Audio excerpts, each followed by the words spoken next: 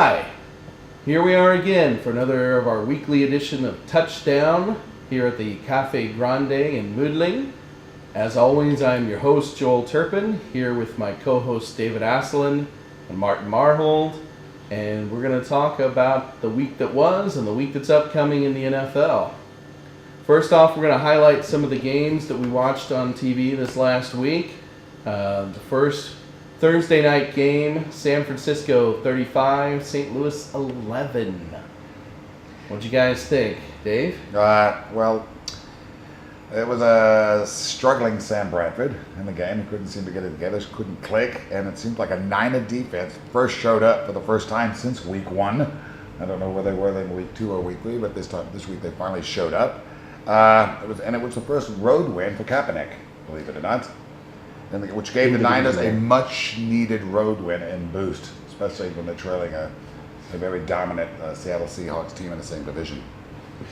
Yeah, I actually think that it was the perfect game for the Niners to start all over after being below 500 throughout Harbaugh's career at San Francisco. He's now been below 500. This was the first time. So, even though they had to go on the road, it was a good game from the Niners. They were missing some starters on defense, but still managed to come up with some pretty good numbers. They had 5 sacks, 6 tackles for loss, 1 interception. They hit the quarterback several times. May also be attributed to the kind of weak offensive line from the Rams, but still you have to do that when you're short of Patrick Willis, for example. The main thing I took away from this game is that this may be the last year of the Sam Bradford experiment. If he plays this poorly, we talk a lot about... he just touched on, they don't seem to have an offensive line at all, the Rams. And you can't protect your quarterback, you're not going to win a game. And that is a big thing, but at some point they're gonna start to question whether or not he's the man, and he looked horrible. He looked flustered and frustrated, and yeah, of course, part of that's the offensive line and whatnot. But okay, well, sticking with some NFC West teams, we had a very interesting come-from-behind win by the Seattle Seahawks on the road at Houston, a game that I believe I called correctly, but most of us thought was going to be going Houston Texans' way. Yeah, I chose Houston to win this game, especially at home. It was a very close game, most of the game, except for a defensive mistake in the fourth quarter, which gave the Seahawks life and pushed the game into overtime. This is believed as the first 4-0 start by a Seattle Seahawks team ever in franchise history. Well, they used to have to play in the AFC West. Okay. Yeah, but an overtime victory it was a good road win, a great road win for the Seahawks, especially against a team that many of us think that will probably definitely going to the playoffs. I don't know about definitely now, but it doesn't look so bright anymore, right? Yeah, but yes, a very solid team with a good defense, yes, and lots of pieces in place. It also didn't help. Houston failed to score on 2 possessions in overtime. You've got to get at least somewhere past the midfield point so you have a chance to at least get a field goal. They couldn't even get it up to the 35-yard line. So they also, during regular game time, they had 3 red zone possessions, only 1 scored out of it. Matt Sharp with the 3rd pick 6 in the 3rd game in a row. So it's very hard to win these games, especially then in overtime. I think it was Brian Cushing also left the game with a concussion. They might have to sit him also next week, which is good for San Francisco, but they're not very good for Houston.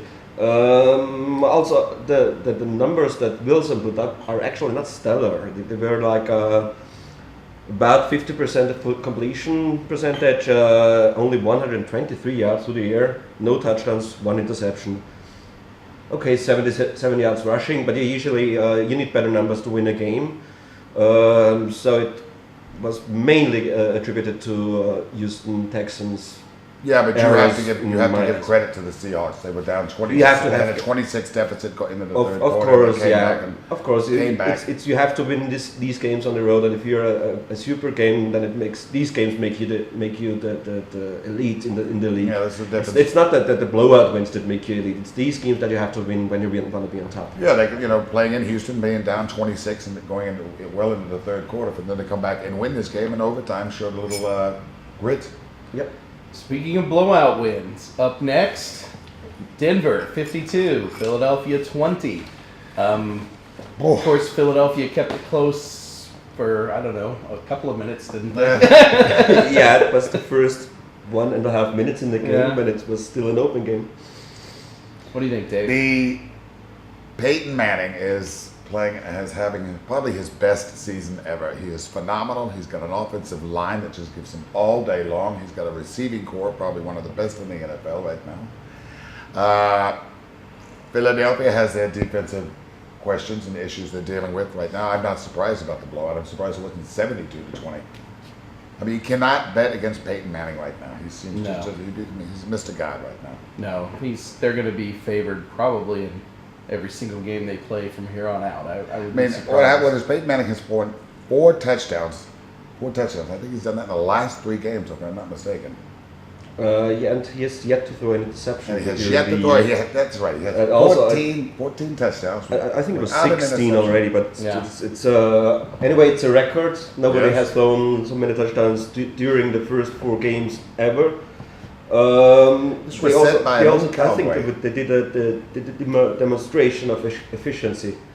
They had 8 third downs throughout the whole game, and out of those 8 third downs, they still managed to pull out 5 first downs. So actually, it was only 3 third downs where they were forced to punt, which is, I mean, you don't see this every day. No, you don't see it. So I actually, at the moment, I can't think of who would prevent the Broncos to go to the Super Bowl. I can't bear to say anything else nice about Denver, so I think Yeah, I'm being going a to Chiefs move us fan. along.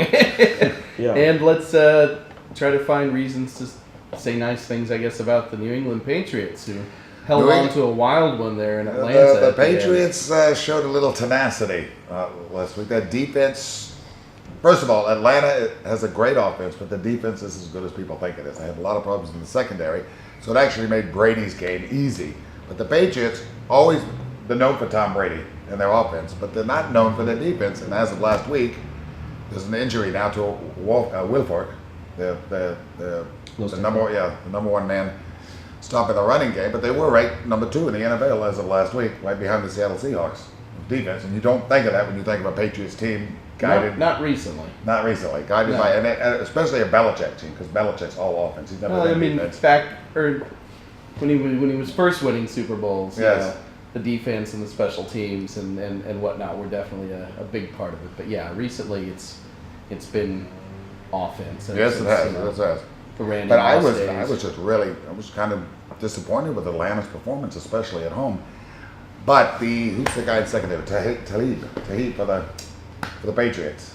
Julia Jones caught absolutely. He was covered all day long. The secondary of the Patriots kept the ball out of the hands of all the receivers of the Falcons, and Matt Ryan could not do a thing.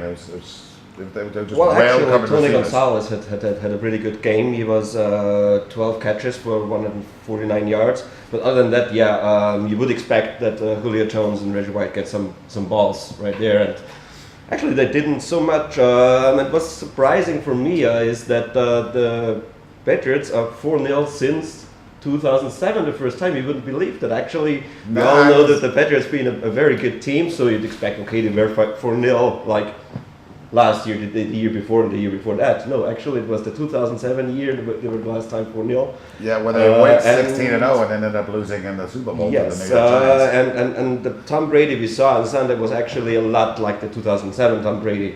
He was 316 yards again, 2 touchdowns. He looked much better than in the first weekend of the season. But it was a good win for the Patriots with an NFC contender, probably their first real team they played. But I think the coming weeks are going to show if the Patriots are really, are they for real, or they're just getting lucky. Okay. Well, I think we're going to take a break now, and when we come back, we'll discuss some of the upcoming games for the next weekend and get to hear our predictions for how they're going to turn out.